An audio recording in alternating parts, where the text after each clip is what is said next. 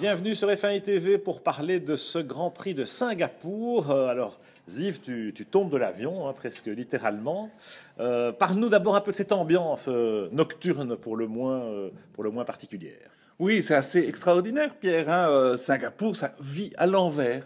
Tout le monde va dormir à 5 heures du matin, se réveille à 14 heures pour après aller au paddock. Et les pilotes aussi, hein, parce que les pilotes se disent tous, nous sommes tous à l'heure européenne, et toute la ville s'adapte. Les hôtels servent le petit déjeuner à 14 heures. Tout se passe en fonction. Alors, même si tu veux aller dormir à minuit comme quelqu'un de normal, eh ben, ce n'est pas possible parce que la ville est en fête.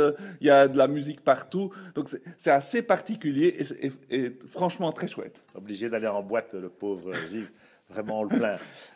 Alors, sur la piste, Ziv, parce que tu as aussi eu l'occasion d'aller vraiment au plus proche des voitures, c'est un circuit en ville et ça demande des talents d'acrobates. Oui, de toutes les façons, les pilotes sont des acrobates. C'est extraordinaire. Quand on est à 1 mètre de la piste, on se rend compte qu'ils n'ont pas droit à l'erreur du tout et que certains s'en sortent mieux que d'autres, ça t'étonnera pas.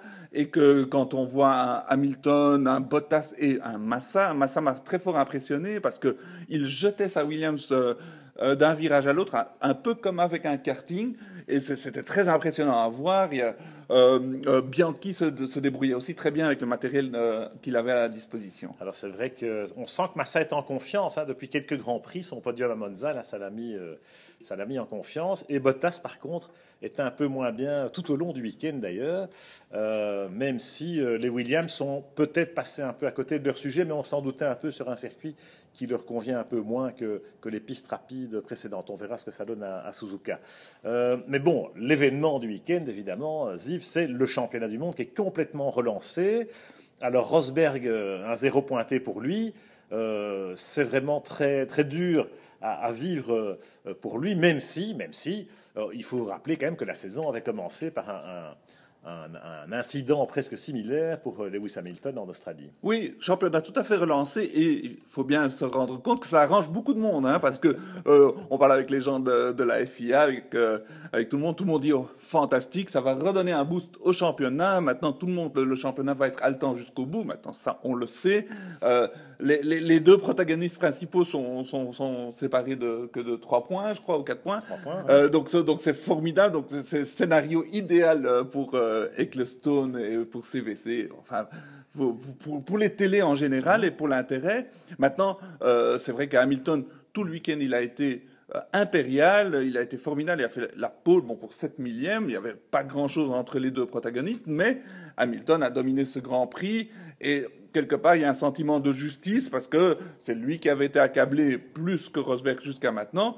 Et donc, il prend la tête du championnat et on a une dernière ligne droite haletante. Alors, en quelque sorte, est-ce qu'on remet les compteurs à zéro et qu'il y a un championnat qui commence avec 5 Grands Prix, qui reste 6 si on tient compte des points doublés à Abu Dhabi? Je pense même qu'on va aller à Abu Dhabi avec, évidemment, le championnat grand ouvert, même s'il y a quelques points d'écart, voire même plus de 10 points d'écart. On sait qu'avec les points doublés pour la dernière manche, tout est possible. Alors, la guerre psychologique, le fameux équilibre, hein, on sentait Rosberg qui avait un peu l'ascendant parce qu'il avait ce petit matelas de 22 points. Comment va-t-il réagir maintenant qu'il est dans le rôle du chasseur et non plus du chassé? Oui, pour lui, ça a été très dur ce week-end à Singapour. Il a dû ronger son frein pendant toute la course en regardant Lewis dominer cette course et prendre les 25 points. Maintenant, j'avais le sentiment que dans le paddock, tous les deux avaient décidé d'enterrer l'âge de guerre. C'est-à-dire que ils se sont dit, ou bien on leur a dit, vous devez bien vous comporter, vous représentez Mercedes, et effectivement les deux l'ont appliqué, c'est-à-dire que ils n'ont pas mis le feu aux poudres, ils ont tous les deux été très corporate en disant la bataille se fera sur la piste. Le charme de championnat, c'est vraiment ça. C'est qu'on est avec deux pilotes à armes égales, deux pilotes quand même de niveau très proche. Et voilà, jusqu'au bout, ça va se jouer sur de très petites choses. Et c'est ça qui rend la course au titre tellement passionnante, je trouve. C'est que le moindre détail peut faire basculer. Alors, pour l'instant, on pense que c'est Hamilton qui a repris le fameux avantage psychologique.